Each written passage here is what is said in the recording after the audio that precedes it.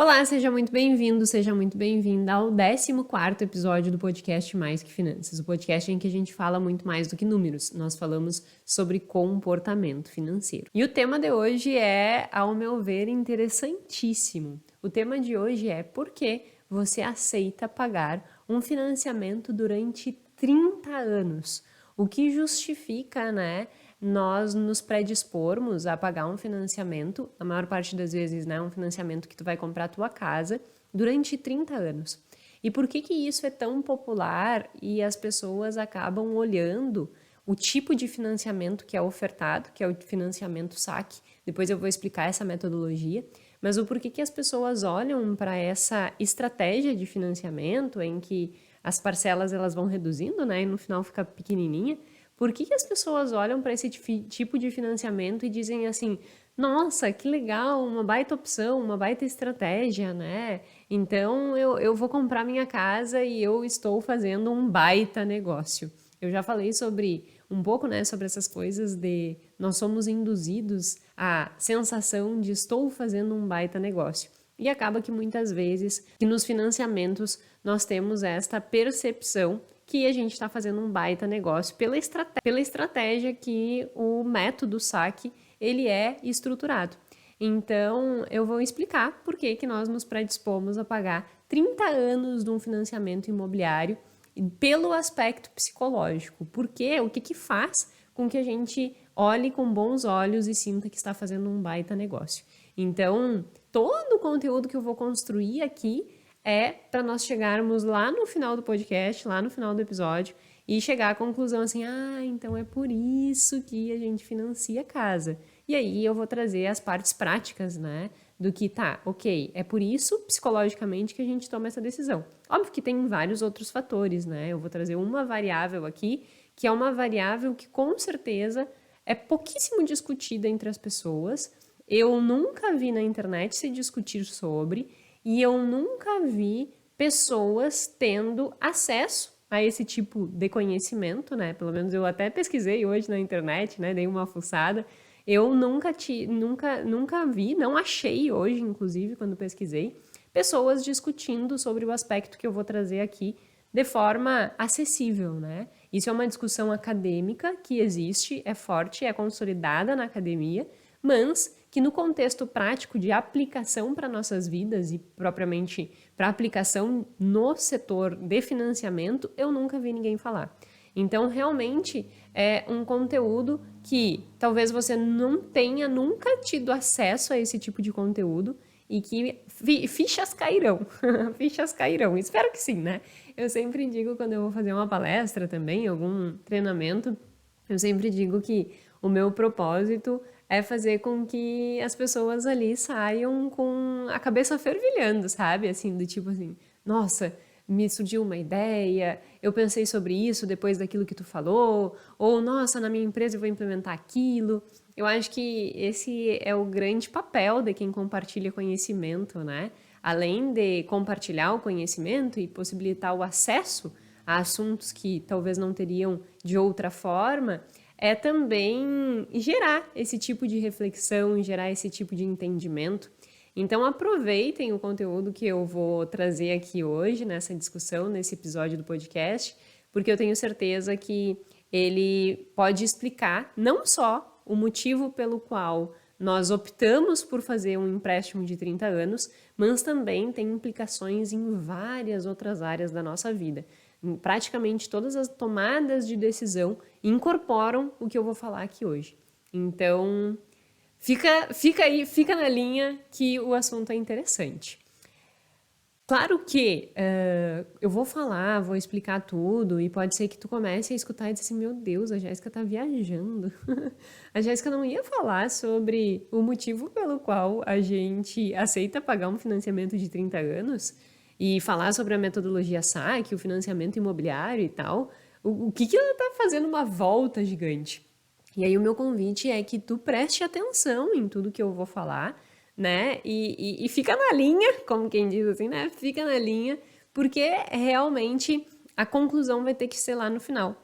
Porque eu preciso construir, dar alicerce para o conhecimento, para que no final eu consiga explicar e tu consiga entender. Então, eu não posso simplesmente falar sobre o experimento que avaliou esse quesito nos financiamentos, nos empréstimos. Eu preciso dar toda uma introdução, né, do conteúdo. Então, fica na linha, me acompanha no raciocínio para que tu consiga entender.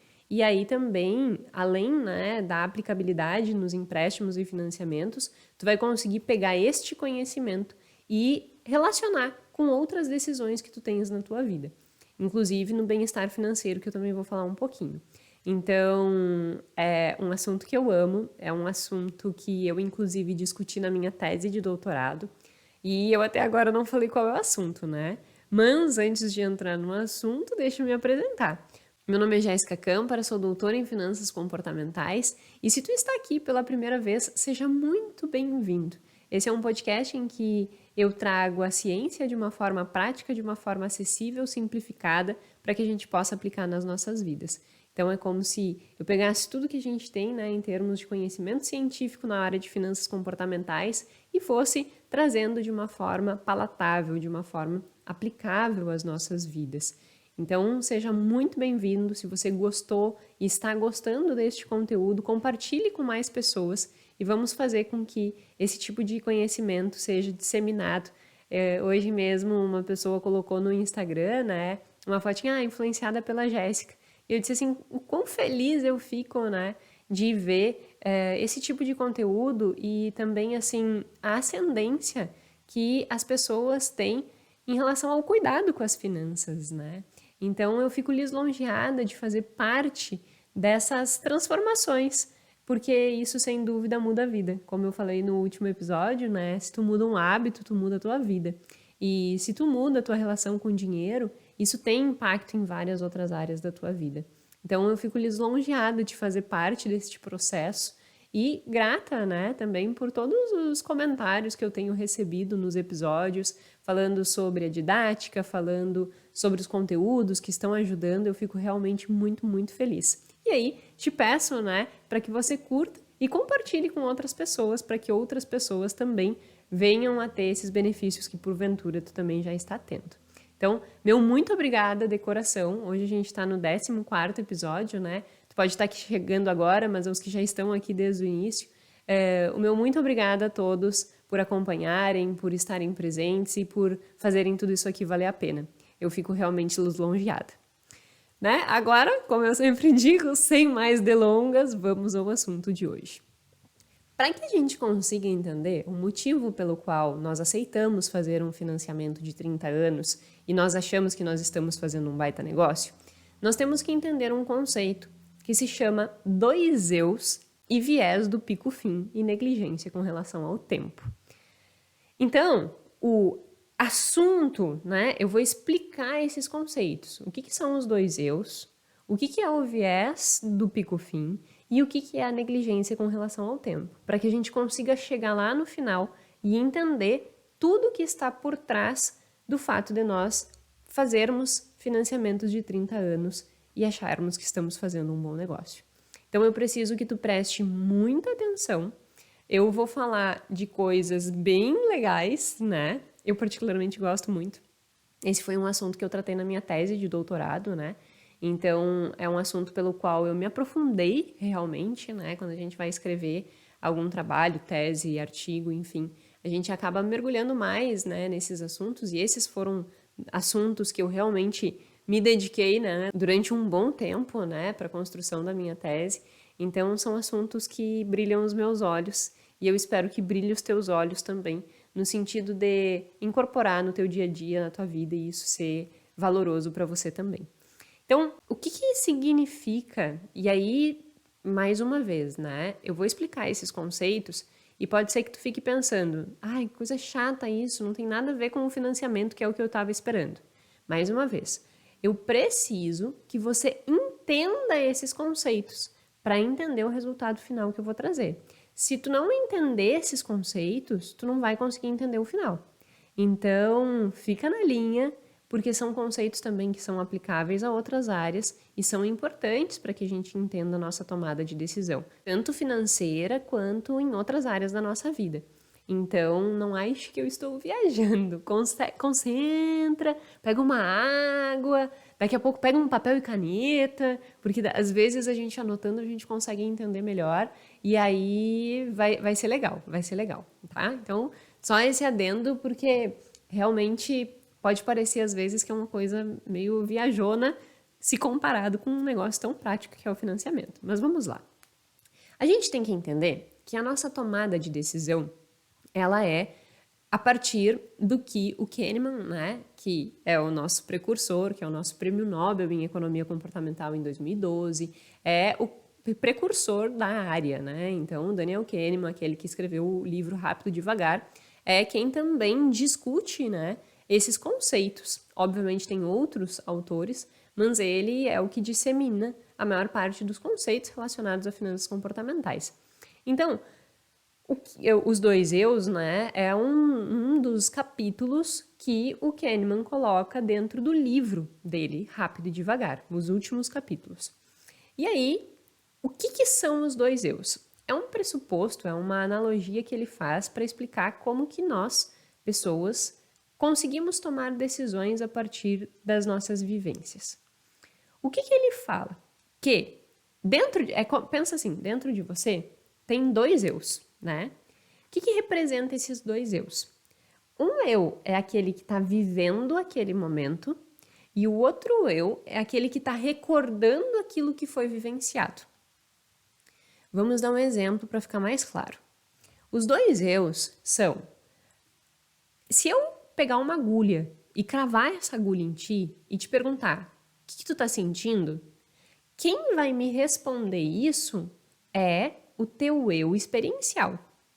É o teu eu que está vivenciando aquela experiência, né? Então a gente chama isso de utilidade experimentada, que é o que tu tá sentindo. Tu vai me dizer assim, eu tô sentindo dor! Tira essa agulha daí, tá me doendo. Esse é teu eu experiencial, é aquele que tá vivendo o momento e que tá sinalizando exatamente o que ele está sentindo naquele momento. Agora, se eu te perguntar, depois de uma semana, depois de um mês, como foi a experiência da agulhada, você vai me reportar. Não mais o teu eu que vivencia, mas o teu eu que recorda aquela experiência vivida. E nós sempre vamos tomar as nossas decisões com base nas experiências que nós vivemos. Então, o que a gente vai fazer? Quem decide não é o teu eu que vivencia.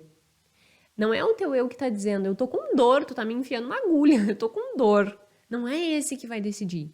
Quem vai decidir é o teu eu que recorda. Vamos a um exemplo ainda mais prático. Se você comer, aqui no escritório mesmo, tá um sarro em relação à maçã, né? A gente comprou umas maçãs, tem sempre uma fruta, uma coisa e outra. Aí a gente comprou uma maçã e o Thiago pegou a maçã e comeu a maçã e tinha um bicho na maçã. Resultado da ópera. Naquele momento, o que ele sentiu? Tô com nojo. Que nojo, uma maçã com um bicho. Hecate, né? Aquela coisa. Só que ele expressou isso, né, no meio de todos. E aí, o que aconteceu? O resto das maçãs estão todas ali na fruteira. Porque ninguém mais quis comer maçã. Por quê? O Thiago mordeu a maçã e tinha um bicho. Tá, não vou comer essa maçã, vou botar fora. Agora, aquilo ali foi o eu experiencial dele, vivendo o nojo de comer a maçã. No dia seguinte, o eu recordativo dele, que tá lembrando daquela experiência, vai olhar e dizer assim, que nojo, nessas maçãs pode ter bicho também, não vou comer. E aí ele não come mais maçã. Por quê? Porque o eu recordativo, aquele eu que está lembrando da situação vivida, não vai querer mais viver aquela mesma experiência. Porque aquela experiência foi aversiva. Aquela experiência foi nojenta. Aquela experiência ele não quer repetir. Então, o eu recordativo dele vai olhar para a situação vivenciada e vai tomar uma decisão. Não quero mais isso aqui. E aí ele não vai mais comer maçã. E é interessante, né, que isso parte de um processo de aprendizado, em que todos os outros também não querem mais comer maçã. Por quê? Se ele mordeu e tinha um bicho na maçã, eu também não quero, porque daqui a pouco eu vou viver esse nojo. e eu vi o nojo dele, então eu também não vou comer maçã. Então, os outros também estão se aproveitando de um aprendizado. Se tinha um bicho numa maçã, eu também não vou comer a maçã, porque aquela experiência que eu vi foi nojenta. Então, hoje, o meu eu que lembra daquela situação não quer correr o risco de comer uma maçã e a maçã tá ruim. Então, esse é um exemplo extremamente prático, né, e real que aconteceu aqui no escritório para mostrar que nós sempre vivemos uma situação e avaliamos aquela situação que nós vivemos com um filtro do eu que recorda. E é esse que recorda que vai tomar a decisão. Aí você pode pensar assim, mas as expectativas futuras também determinam as minhas decisões. Sim, né? Eu sempre digo, o que determina a tua decisão? As tuas recordações, a tua expectativa e o ambiente que tu vive. E aí agora, se a gente olhar para esse exemplo, qual é o ambiente? O ambiente é no escritório, todo mundo viu Thiago comendo a maçã e não gostando, então agora todos aprenderam e não vão querer repetir. O eu recordativo de todos vai lembrar da situação e não vai querer comer. Ambiente. Lembrança. Thiago vai lembrar daquela situação e não vai querer comer a maçã. Então, também, né, aprendi com aquilo e aquela lembrança vai fazer com que eu não queira repetir. E, da mesma forma, expectativas futuras. Pode ser que ninguém mais aqui no escritório queira comer maçã. Por quê? Lembra do fato passado e no futuro, quando pensa em comer maçã, não quero. Então, nós sempre vamos ter na nossa tomada de decisão esses aspectos influenciando, né? O ambiente, as experiências passadas, né? E aí como a gente lembra dessas experiências passadas e as expectativas futuras. Só que a base de tudo isso parte das tuas vivências e da tua avaliação dessas vivências, né? Como eu disse, o ambiente influencia? Influencia. Por exemplo, o ambiente influenciou no sentido da maçã. Mas isso só influenciou porque existiu uma situação e depois nós recordamos aquela situação para não querer comer mais maçã. Então, a nossa tomada de decisão, ela sempre vai considerar as nossas vivências passadas para que a gente opte por fazer aquilo ou não. E espero que tenha ficado claro. E aí agora eu vou trazer um experimento, né? Eu trouxe todo esse exemplo bem prático e agora eu vou trazer um exemplo. Espero que tenha compreendido, porque às vezes eu falo assim, né? E eu fico pensando, será que deu para entender? Espero que tenha dado para entender. Então, dentro desta conjuntura, o eu que recorda é o decisor, né? Nós não decidimos hoje pela vida que eu estou tendo neste exato momento. Nós decidimos recordando das coisas que nós já vivemos, das experiências que nós já tivemos, do aprendizado que nós já tivemos. É por isso que provavelmente aqui no escritório maçã eu já não compro mais, porque o pessoal ficou ressabiado, que nem a gente diz no Rio Grande do Sul, né? Não sei se esse termo se usa em outras regiões, a gente diz que ficou ressabiado. E aí ninguém mais quer comer maçã. Então, a experiência passada modulou o comportamento que vai ser empregado no futuro. E aí você pode pensar assim, então não é muito bom, né, a gente viver essas experiências e tomar decisões com essas experiências. Depois eu vou falar sobre o lado ruim disso, mas tem um lado bom disso. Quer ver? O Kahneman dá um exemplo excepcional, assim, num dos artigos relacionados a esse tema. E aí no corpo do artigo ele fala de um exemplo de um cara com amnésia que tem 2 torradeiras. E uma das torradeiras dá choque. Se fosse nós, pessoas normais, o que nós faríamos, né? Essa torradeira aqui dá choque, então eu não vou escolher essa torradeira, né? Eu vou escolher a torradeira que não dá choque no dia seguinte. Só que o cara não lembra da experiência passada que ele teve. Ele não lembra do dia anterior. Então, de manhã, quando ele vai fazer torrada, para ele tanto faz escolher a torradeira A ou B, porque ele não lembra da experiência passada. Então, e aí ele vai tomar choque várias vezes, né? E aí o eu experiencial dele vai dizer, que droga, tomei um choque. E o eu recordativo dele no dia seguinte não vai lembrar. Então percebe como, por vezes, é protetivo, né? Na maior parte das vezes, na real, é protetivo nós termos essas lembranças e tomarmos decisões com base nessas lembranças. porque essas lembranças fazem com que a gente consiga avaliar o que é arriscado e o que não é e conseguir ir sincronizando uma melhor tomada de decisão. Por outro lado, por vezes isso nos leva a decisões não tão racionais. E aí a gente incorre num viés, que a gente chama viés do pico-fim. O que significa esse viés do pico-fim? O viés do pico-fim, ele tem vários estudos, né? Tem um de colonoscopia, mas tem um especial que é muito simples da gente entender o conceito. Pensa que tu tem 2 baldes de água, tá?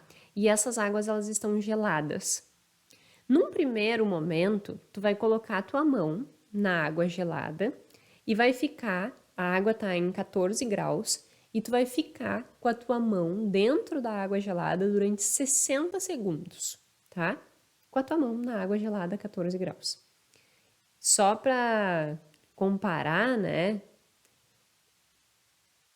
Isso não é muito quente. Eu fiquei pensando num comparativo assim, eu não sei, não tenho a mínima ideia de quantos graus é a temperatura do mar, por exemplo, sabe? Fiquei pensando assim, quanto será que é a temperatura do mar? Só pra gente pensar, pra pessoa ter uma referência, né? Se isso é gelado demais ou não. Mas enfim, 14 graus na água é gelado. Não é nada bom. Não é confortável, né? Então, pensa que tu ficou lá 60 segundos com a mão dentro desse balde com água gelada, 14 graus. Vivido essa experiência, tu pega e agora tu vai colocar a tua mão num outro balde. 60 segundos na água a 14 graus e mais 30 segundos na água a 15 graus. Então, qual é a diferença dos dois experimentos? No segundo experimento, tu ficou com a tua mão mais tempo dentro da água. Mas os 30 segundos finais foram com uma água um pouquinho mais quente, 15 graus. Saiu de 14 e foi para 15. No primeiro, tu ficou só os 60 segundos, mas na água todo o tempo nos 14. Então, percebe, os 60 primeiros segundos foram exatamente iguais, mão dentro da água a 14 graus. Esse experimento acaba aqui. Esse experimento segue mais 30 segundos numa água a 15 graus. Aí eles perguntaram para as pessoas, e aí eu te pergunto, o que tu prefere? Tu prefere ficar 60 segundos com a mão dentro da água a 14, ou tu prefere ficar 90 segundos, mas 60 numa água a 14 e mais 30 numa água a 15? Obviamente aqui eu já entreguei, né, quase que assim, eu dei a resposta antes de concluir, porque eu já expliquei todo o cenário. No experimento, eles não explicam todo o cenário, eles só dizem assim, coloca a mão aqui, não diz o tempo que vai ficar nada, coloca a mão aqui e tira a mão, coloca a mão aqui e tira a mão. Qual que tu preferiu? Né? Eles não dão toda essa explicação que eu dei, porque provavelmente tu já tá ficando pensando assim, eu ia escolher a primeira, né, porque eu dei a explicação antes. Mas no experimento eles não fazem. E o que eles chegaram de conclusão? Que 80% das pessoas optaram pela segunda alternativa. Optaram por ficar 90 segundos com a mão na água gelada, pelo fato de que o sentimento, né, de situação aversiva, ele foi menor no final. Porque no final a água estava a 15 graus. De uma água a 14 para uma água a 15, é muito mais confortável a água a 15. Então, a sensação da pessoa ao término fez com que ela dissesse assim, prefiro a segunda. Sem se dar conta que ela ficou primeiro nas duas situações iguais e na segunda situação ela ficou mais tempo. Só que um tempo a mais com um grau um pouquinho a mais, né? Com a água um pouquinho mais quentinha. Com isso, o que se conclui? A pessoa, quando ela vai fazer uma avaliação retrospectiva, porque eu já fiz o experimento, né? Então, o eu experiencial, aquele que está vivendo a situação, que é o exemplo que eu dei no início, aquele que está sentindo a dor da agulha, ou o Thiago na hora que estava mastigando a maçã, o eu experiencial, na hora que botou a mão na água gelada, sentiu ruim. Mas o decisor, né, que é aquele que eu tô perguntando qual é a situação que tu prefere, já não é mais o eu que tá vivenciando, é o eu que tá recordando.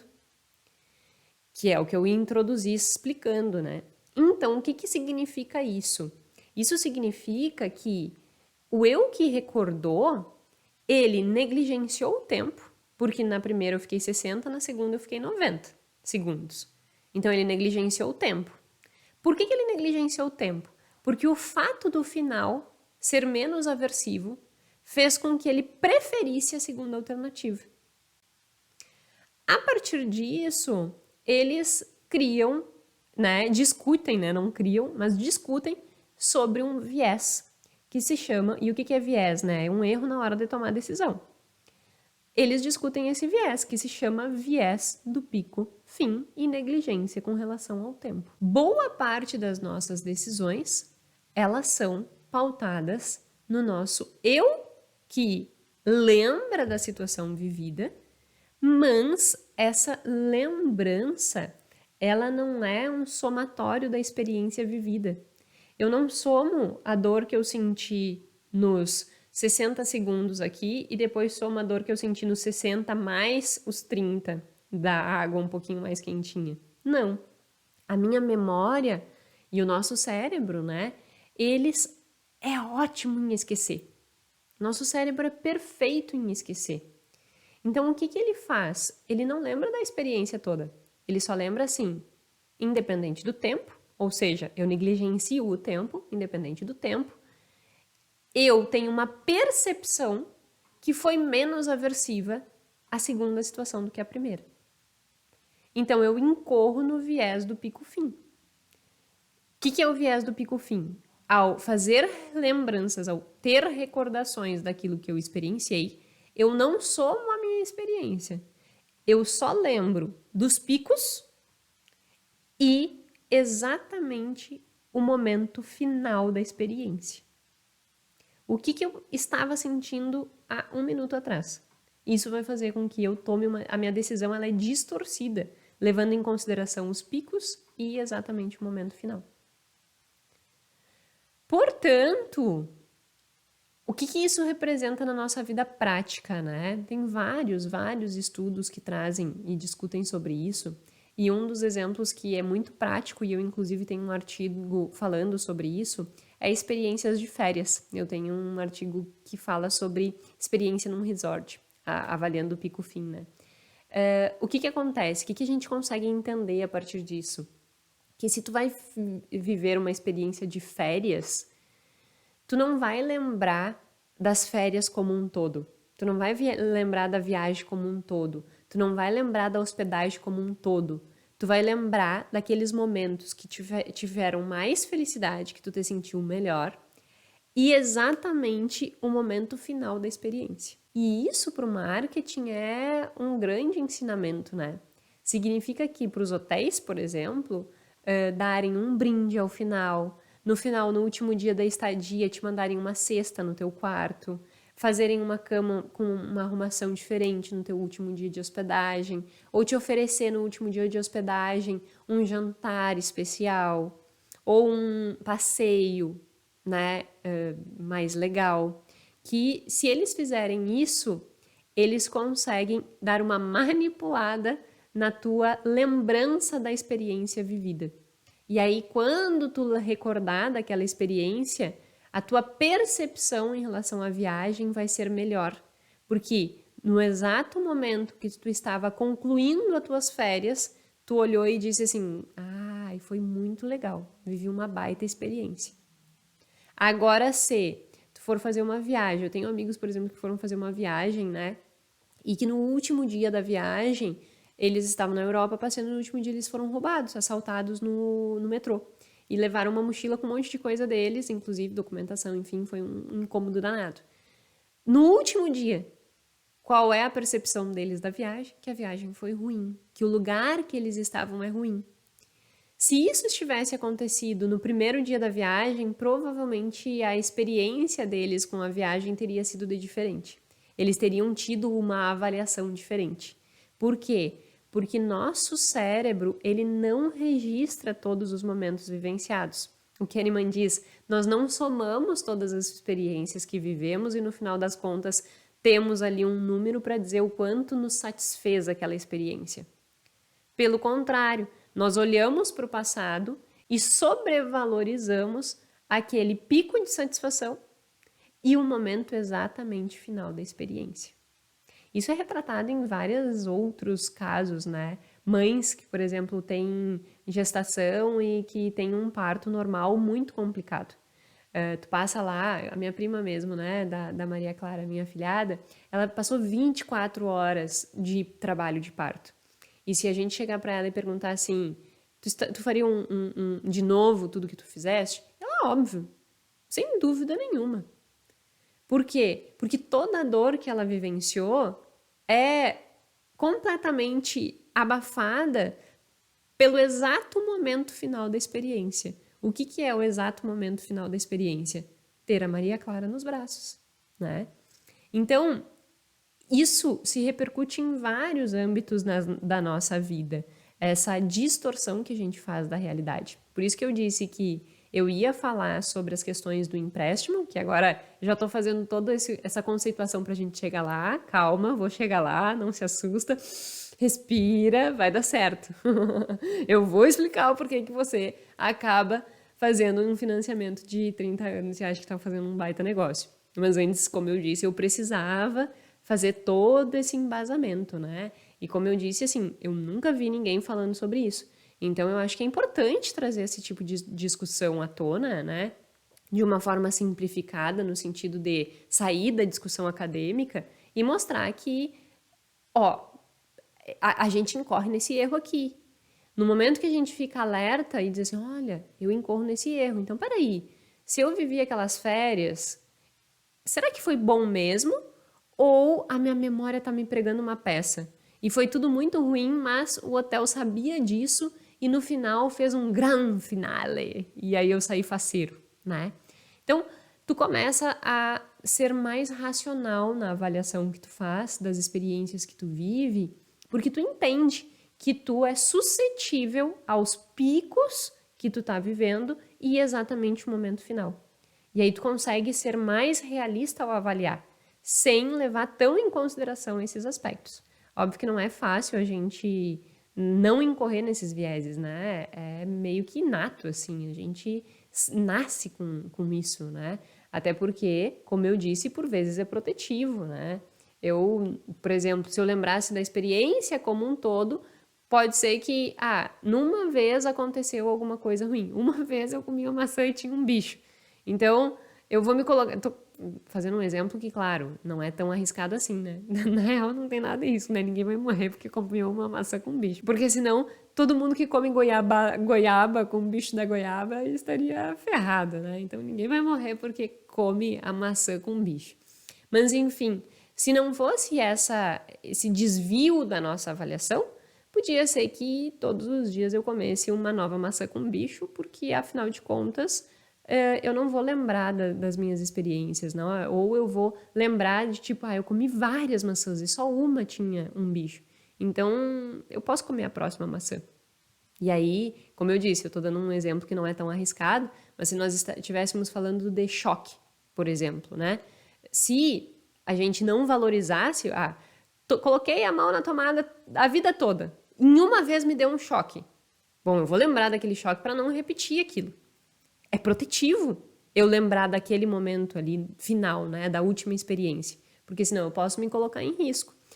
Então, não é que ela seja de todo mal, mas nós temos que entender que isso existe para conseguir abrir os nossos olhos em relação à tomada de decisão e torná-la um pouco mais racional. Afinal de contas, como eu sempre digo, nós não mudamos aquilo que nós não conhecemos. Então, é relevante nós entendermos essas oscilações que a nossa tomada de decisão tem, né, a partir das experiências que a gente vive, porque isso realmente vai repercutir dentro das nossas decisões e dentro das nossas escolhas diárias. Por outro lado, mesmo que haja, né, esses benefícios, pode haver um grande prejuízo. No caso de colocar a mão na água gelada, por incorrer nesse viés, né, de valorizar mais o pico e o final, por incorrer nesse viés, acaba que eu prefiro, 80% das pessoas preferiram, viver a experiência mais aversiva. Qual foi a experiência mais aversiva?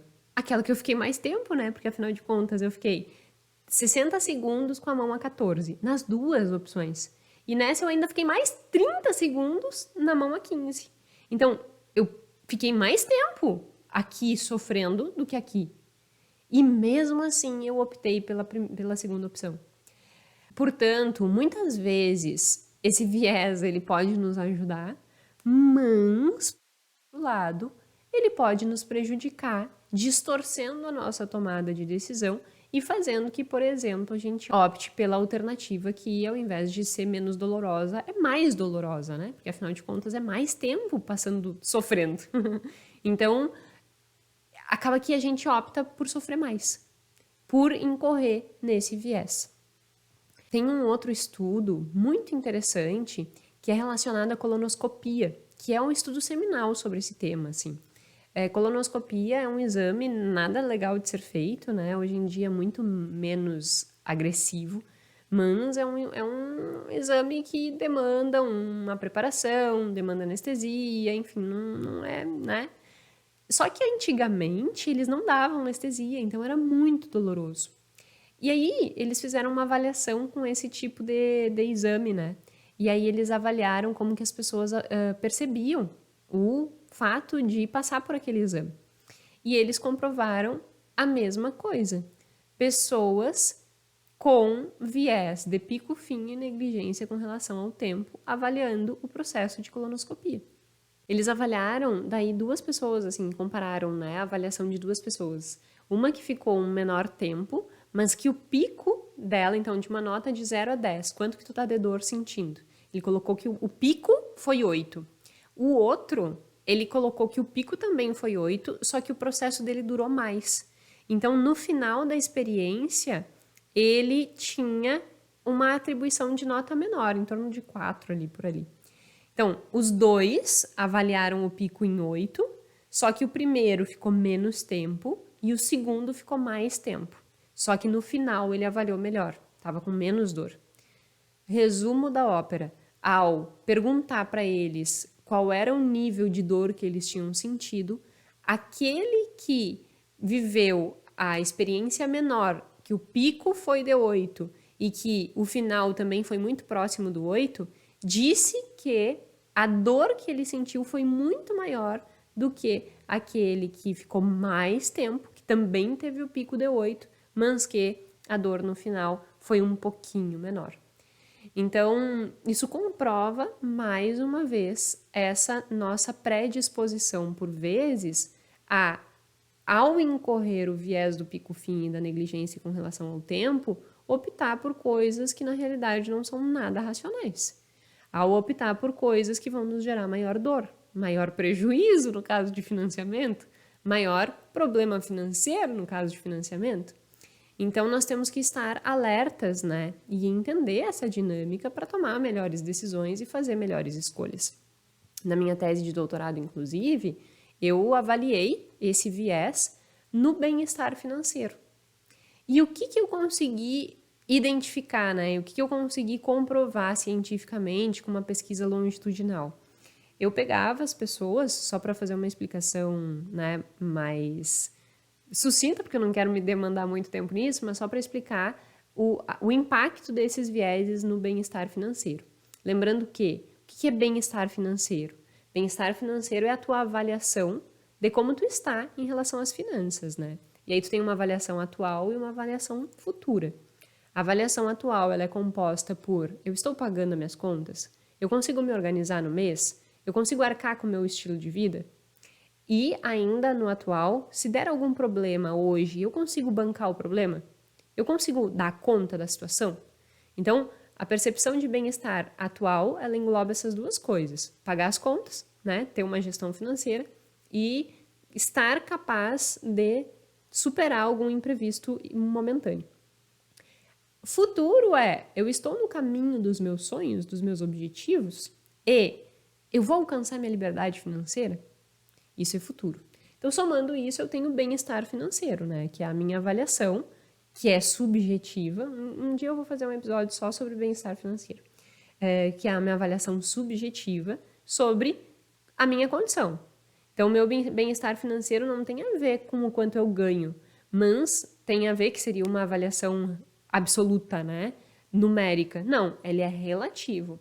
A partir dessas percepções e, na minha percepção, se eu estou conseguindo suprir aquilo que eu acho que é necessário, o que eu acho que seria adequado para mim, se eu estou conseguindo, eu vou ter uma avaliação mais positiva. Se não, se eu não estou conseguindo essas 4 coisas que eu comentei, e a minha avaliação vai ser negativa. Então, o bem-estar financeiro tem a ver com isso. E aí, o que eu fiz, né? Eu fiz uma pesquisa longitudinal, eu acompanhei as pessoas por 30 dias, e aí, todos os dias, eu mandava uma pergunta para a pessoa, perguntando assim, neste exato momento, em um degrau, de 0 a 10, como que tu reporta o teu bem-estar financeiro? Aí a pessoa colocava lá. O que eu estava fazendo assim, nesse momento? Eu estava avaliando o eu experiencial dela, o eu vivencial. Estava enfiando agulha, né? Eu estava perguntando como é que tu está te sentindo nesse exato momento. No término dos 30 dias, eu perguntei, nestes últimos 30 dias, como é que tu avalia o teu bem-estar financeiro?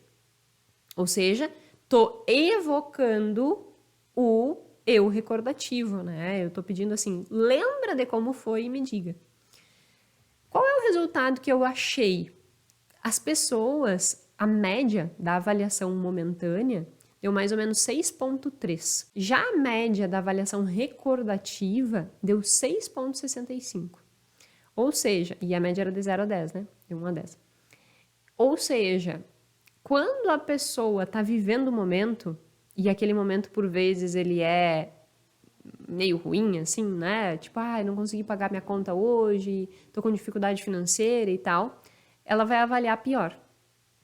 Entretanto, quando ela lembra dos 30 dias, se ela lembrar dos 30 dias e ela ter tido um pico bom e exatamente o momento, tipo, dia 29 ter sido bom, ela vai avaliar a situação financeira dela como boa.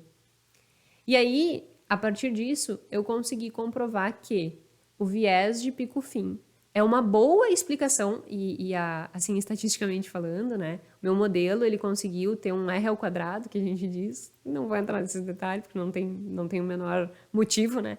Mas a explicação do modelo estatístico deu mais de 90%. Então, realmente, assim, as variáveis pico e o fim, ou seja, o dia 29 e o pico de satisfação ali, eles realmente influenciaram na avaliação de bem-estar financeiro. Com isso, eu consegui comprovar, né, que sim, existe o viés do pico-fim no bem-estar financeiro. Em outras palavras, se você tiver uma vida financeira muito ruim todos os dias, mas no dia 29 do mês tu recebeu um dinheiro extra, tu vai dizer que a tua vida tá uma maravilha. Com isso, a gente entende que a gente distorce a nossa avaliação, né? E que por vezes a gente distorce tanto para o bem quanto para o mal, né? Pode ser que, tipo, tudo tá sendo muito bom e por causa de uma única coisa que aconteceu ontem, tu acha que tudo é horrível e generaliza isso. Por quê? Porque a nossa avaliação, ela não é uma avaliação que soma todas as situações, mas ela sobrepõe o pico e exatamente o momento final. Então, a gente tem que ter cuidado com isso, até para que a gente não distorça, né, a nossa percepção sobre a nossa realidade financeira. Porque, por vezes, a gente não tem uma vida tão ruim quanto a gente imagina, ou, por outro lado, não tem uma vida tão maravilhosa quanto tu imagina. Não é porque tu ganhou um dinheiro extra ontem que a tua vida financeira está resolvida. E aí, por vezes, a gente tem que olhar para isso, né, e entender assim, não, peraí, vamos olhar com realidade isso aqui? Vamos acompanhar, né, vamos ter aí uma consistência na gestão financeira para que a gente consiga determinar se realmente estou numa situação bem ou não, né? E aí tomar melhores decisões.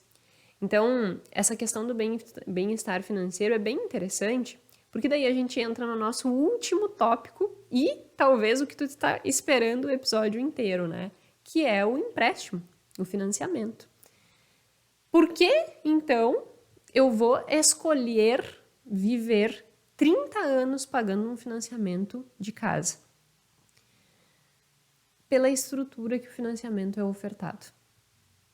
Tem uma pesquisa interessantíssima relacionada a isso, que ela fez 4 experimentos. Nesses experimentos, ela avalia a predisposição das pessoas a pagarem, né, por diversos tipos de empréstimo e modelos de empréstimo. E aí, nesses experimentos, ela faz, então, ofertas desde o tipo, tu dá uma entrada e paga parcelas maiores, ou tu não dá uma entrada e paga parcelas ainda maiores, ou tu dá uma entrada, tu inicia pagando parcelas maiores, mas no final tu paga parcelas menores. Então, eles davam ali diversas alternativas. A mesma coisa assim, tu vai comprar um carro. Ah, se eu aumentar esse preço do carro e ir readequando o tipo de financiamento, o tipo de empréstimo, ainda assim, mesmo que aumente o preço, tu vai te predispor a comprar no empréstimo, dependendo da oferta que eu te fizer. Então, essa pesquisa ela fez diversas perguntas, né? Foram 4 experimentos e dentro de cada experimento, várias modelagens. E aí, o que eles descobriram em relação ao financiamento? No caso ali, eles estavam avaliando empréstimo, né? E eu já vou explicar o que é a diferença de empréstimo e financiamento. Mas o que eles chegaram à conclusão? Que as pessoas, elas estavam menos predispostas a pagar parcelas muito altas e que elas estavam mais predispostas a optar por aqueles que elas dão uma entrada e ao longo do tempo o preço da parcela vai caindo. Talvez agora, tu, neste exato momento, esteja fazendo a relação que eu espero que tu esteja fazendo. Putz, é exatamente dessa forma que funciona o financiamento imobiliário. A gente dá uma entrada e no início a gente paga uma parcela um pouco maior, mas ao longo do tempo a minha parcela vai reduzindo. Ou seja, qual é a sensação que te gera? Lembra? Agora tu vai lembrar e aí vai entender o porquê que eu fiz toda essa introdução explicando eu experiencial, eu recordativo, pico-fim, viés da negligência com o tempo. Olha que interessante. Se eu dou uma entrada, qual é a sensação que eu tô tendo? Tá, eu vou dar uma entrada aqui e eu já me livro de uma boa parte do negócio. Já vai pra, né? Deu. Esqueço disso. Ao passar do tempo, essa minha parcela ela vai reduzindo. Então, a última parcela ela é pequena. Agora tu lembra, o que acontece com o viés do pico-fim? Eu valorizo mais o momento exato final da experiência. Se a parcela final é pequena, eu vou olhar e dizer assim, tô fazendo um baita negócio, porque eu vou pagar agora bastante, eu vou dar um volume agora de entrada, mas ao longo do tempo isso vai diminuindo e lá no final eu não vou nem sentir. E aí tu tem uma predisposição a achar que tá fazendo um baita negócio porque tu tá incorrendo no viés do pico-fim. Porque tu está negligenciando o tempo. Isso foi uma outra coisa que essa pesquisa avaliou também. Eles fizeram uma pergunta assim do tipo, quanto que tu pagaria numa parcela de um empréstimo de 5 anos, de 10 anos e de 15 anos? O que eles mostraram? Que se a gente fizer um cálculo, né, um cálculo extremamente simples, se eu pagar R$100 no empréstimo de 5 anos e R$100 no empréstimo de 15, eu tô pagando um absurdo a mais no de 15, né? Porque eu tô pagando a mesma parcela, só que durante 15 anos. E o que eles conseguiram chegar de resultado? Que mesmo que fosse 15 anos, a diferença da predisposição de pagar o valor da parcela não era muito grande, não tinha nem diferença estatística entre o de 5 e o de 15 anos. Que representa que nós negligenciamos o tempo quando a gente vai escolher fazer um empréstimo, um financiamento. Quando a gente vai fazer um empréstimo, um financiamento, tu não fica pensando nos 30 anos e na parcela que tu vai pagar nos 30 anos. Tu só pensa, essa parcela cabe no meu bolso e eu vou dar essa entrada, essa parcela cabe no meu bolso e o final vai ser satisfatório. É a tua mão dentro da vasilha, do balde, com no final a água a 15 graus. Essa água em 15 graus, ela é melhor do que em 14. Então, mesmo que tu fique mais tempo com a mão ali dentro da água gelada, tu prefere do que terminar a experiência com a água em 14. Então, ao invés de tu querer encurtar o tempo que tu tá pagando o financiamento imobiliário, no caso, né? O experimento foi com um empréstimo. Mas aqui a gente fazendo a interlocução com o financiamento imobiliário.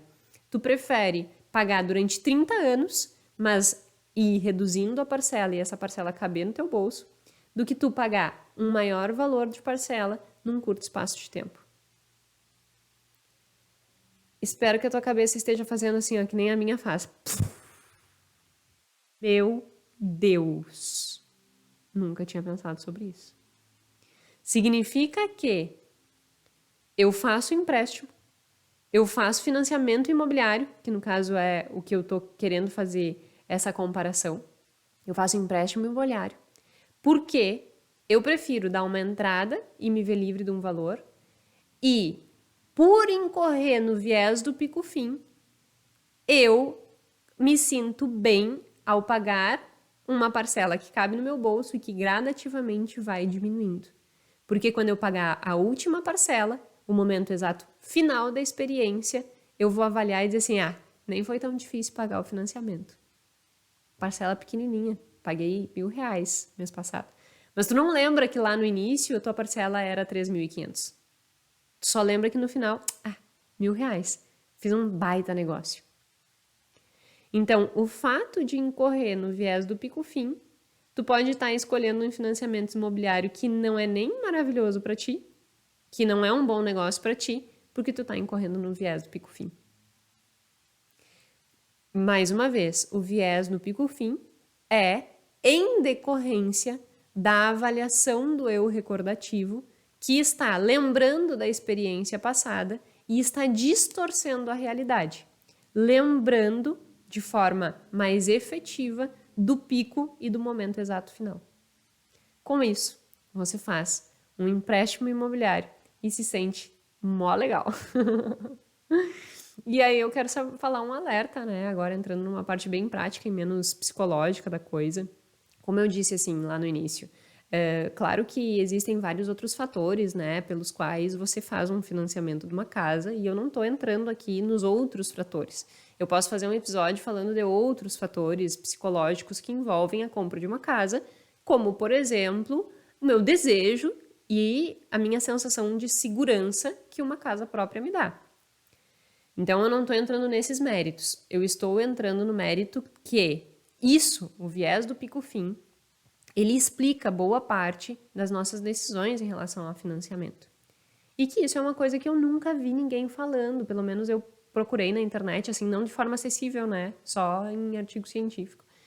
E é importante a gente parar e entender isso, sabe? É importante a gente entender assim, puxa, então será que realmente vale a pena eu pegar um financiamento assim, que as parcelas vão reduzindo? Será que essa é a melhor opção?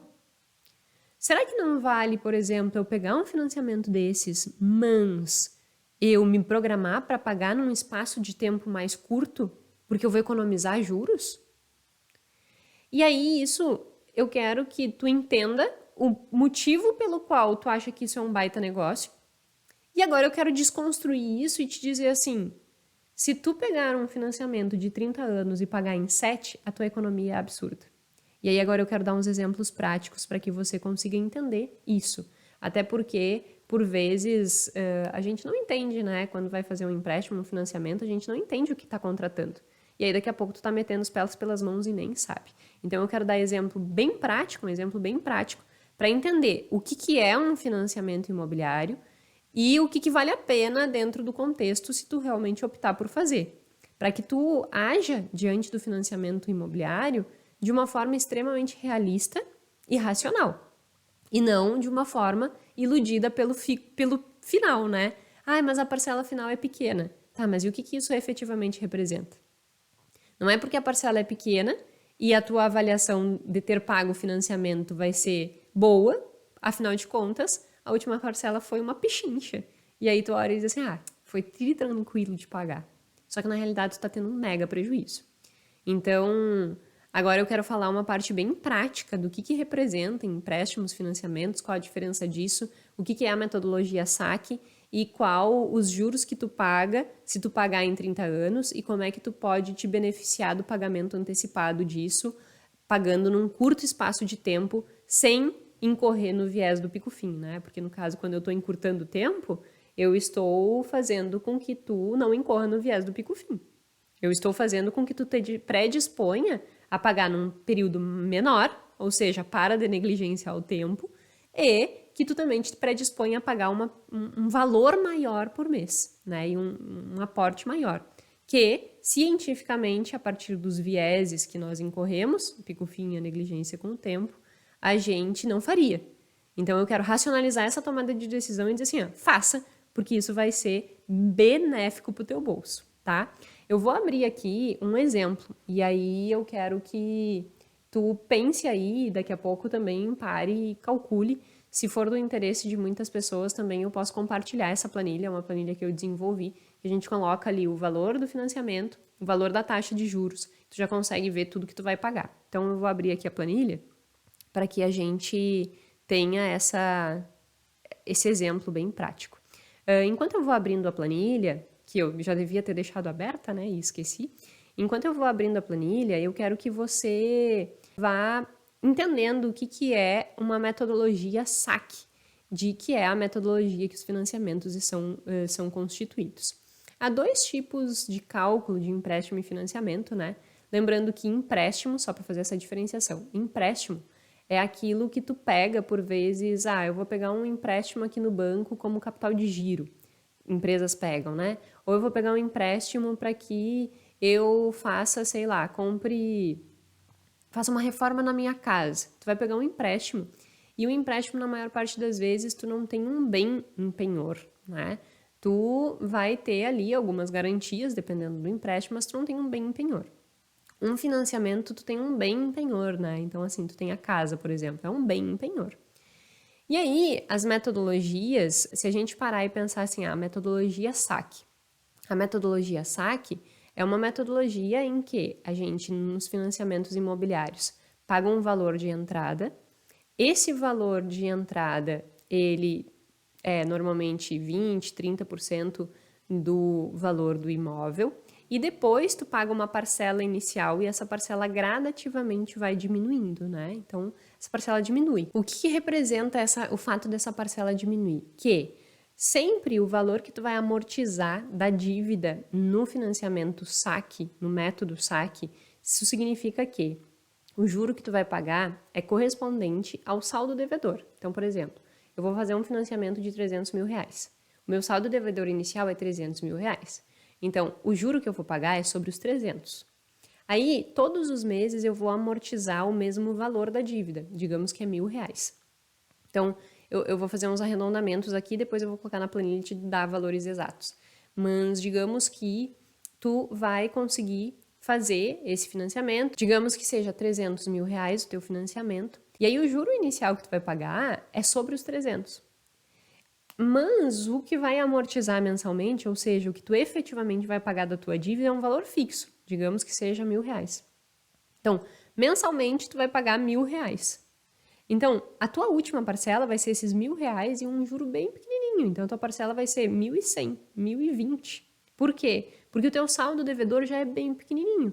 Como o juro é sobre o teu saldo devedor, então tu vai pagar o juro sobre o saldo devedor que já é pequenininho, porque tu já pagou 30 anos, mais a amortização que falta.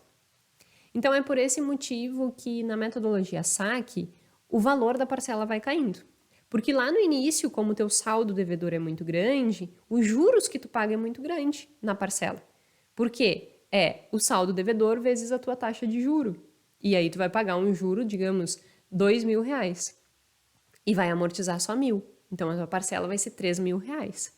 Ao longo do tempo, todos os meses, tu paga o juro mais a amortização, a amortização é o que efetivamente diminui a tua dívida.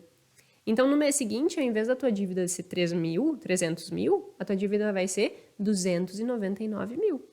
Então, agora o teu juro não é mais sobre 300, é sobre 299. Então, vai ser um pouquinho menor. E aí, a tua parcela vai ser o juro mais os R$1.000. E assim gradativamente. Por isso que lá no final a tua parcela é bem pequenininha. E aí tu tem é um baita negócio fazer em 30 anos. Mas aí agora eu vou te mostrar na prática, já abri a planilha.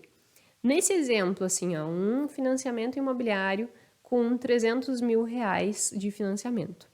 Digamos que seja 360 meses, que é o tempo de 30 anos, né? e que a tua taxa de juro, tu tenha aí feito uma negociação e até tu tenha conseguido uma taxa, mais ou menos, de 9,5 ao ano, tá? Nessa situação, tô financiando durante 30 anos, R$300 mil a 9,5.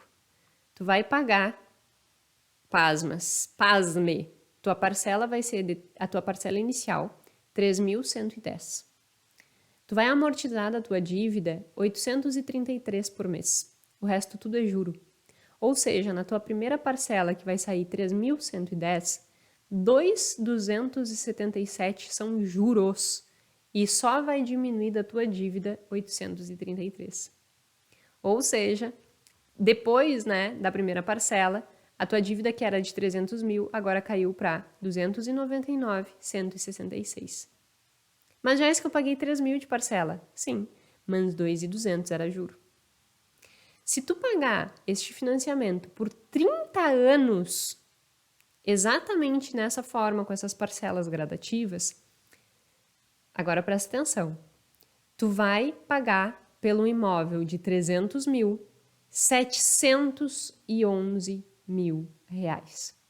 O que representa 411 mil, ou seja, muito mais, né, do que o valor do próprio imóvel em juros. É isso que eu quero chamar a atenção, sabe? Por vezes a gente tem assim, meu Deus, eu vou fazer o melhor negócio, tá? Mas tu já calculou quanto que tu tá pagando de juro disso aqui? É um outro imóvel. Tá, Jéssica, então qual é a solução? A solução é a gente não incorrer no viés do pico-fim, achando que tá fazendo um baita negócio, financiando durante 30 anos e pagando durante 30 anos. A gente tem que encurtar o tempo dessa dívida e pagar num período menor, fazendo aportes anuais. Então aqui eu fiz uma outra simulação, né, fazendo aportes mensais, em que eu vou colocando, por exemplo, assim, eu coloquei 20 mil, depois eu coloquei 40 mil, um aporte por ano, 20 mil, 40 mil, 20 mil, 40 mil. Com isso, eu consigo finalizar, né, concluir o pagamento da minha dívida 10 anos. E eu coloquei mais ou menos 20 mil todo ano, tá? Então, todo ano tu vai pagar a parcela, aí eu coloquei no primeiro ano, no segundo ano eu coloquei 40. Mas durante os anos, né, durante o período, todo ano tu vai pagar o valor da parcela, mais um aporte de 40 em um dos anos e 20 mil durante os outros anos. O que isso vai repercutir em termos de juros? E é isso que eu quero mostrar. Então, só fazendo uma recapitulação. Em uma situação, tu pagou o teu financiamento, saque, durante 30 anos, parcela normal. Na outra situação, tu tá pagando, ao invés de 30 anos, tu encurtou para 10 e tu tá fazendo aportes de 20 mil, em um dos anos eu coloquei 40 mil, tá? Então, ou seja, tu paga a parcela, mas todo início do ano tu vai lá e diz assim, amortiza aí a minha dívida. Olha a diferença que isso dá. É isso assim, conhecimento é uma coisa espetacular, porque faz com que a gente consiga ter decisões muito melhores, né? Nessa situação, ao invés de pagar os 700 e quanto que era lá? 711 mil pelo apartamento, agora tu vai pagar 437. Ou seja, o juro que tu iria pagar, 411 só de juros, agora cai para 137. Agora pasma, a tua economia é 274 mil reais, simplesmente por estar fazendo aportes mensais.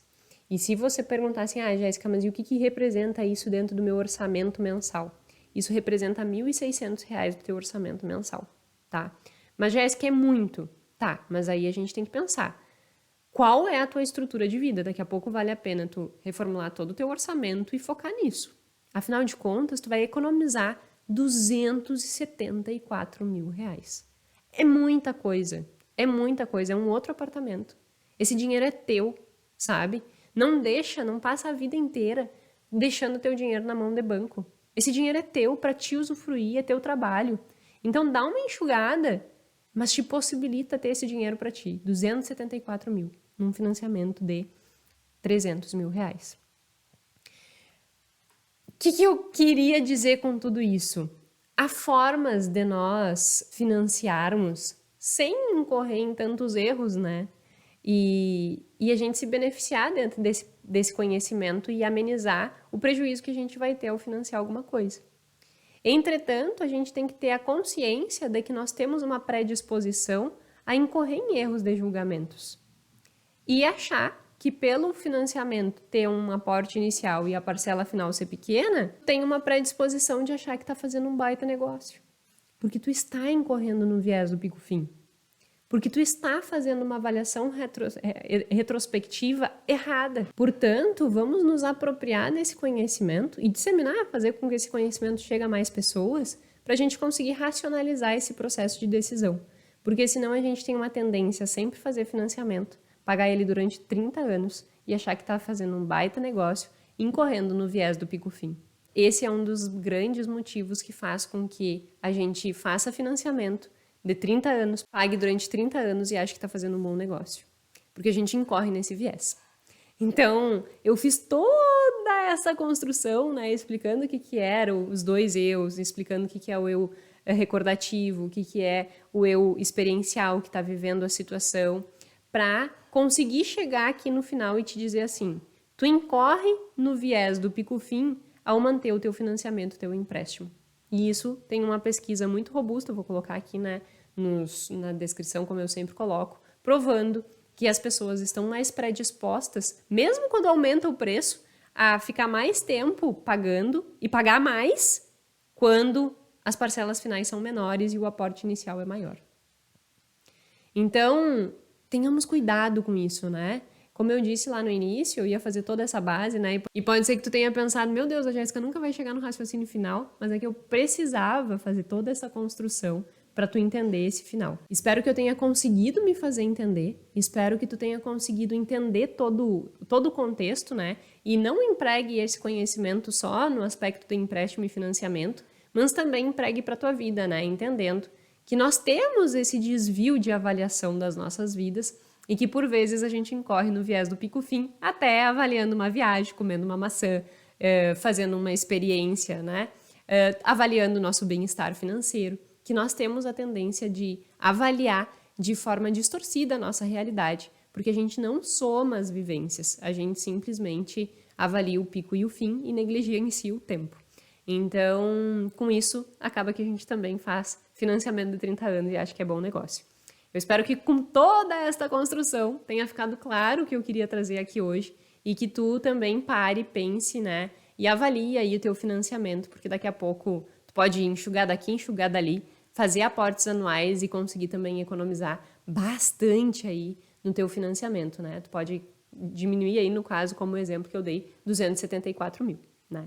Então, espero que realmente esse episódio contribua aí para a sua vida e para as suas finanças. E para finalizar, se tu acha que esse conteúdo pode ser útil também para outras pessoas que têm empréstimo, financiamento que tu conheça, se tá escutando um barulhinho no fundo, a Pituca está aqui no escritório, nunca trago ela. E tá começando a chover e ela fica alucinada com chuva. Então, vamos concluir antes que a Pituca comece a latir. Mas antes eu quero te pedir, né, se tu acha que tem outras pessoas que podem se beneficiar disso, né, e não pararam ainda para avaliar seus financiamentos, compartilha. Vamos ajudar com que mais pessoas também economizem aí os juros, né? O meu muito obrigada, espero realmente que tenha sido claro e que você tenha conseguido entender e que se beneficie desse conteúdo, não só para os empréstimos e financiamentos, mas para a sua vida. O meu muito obrigada e até o próximo episódio na semana que vem.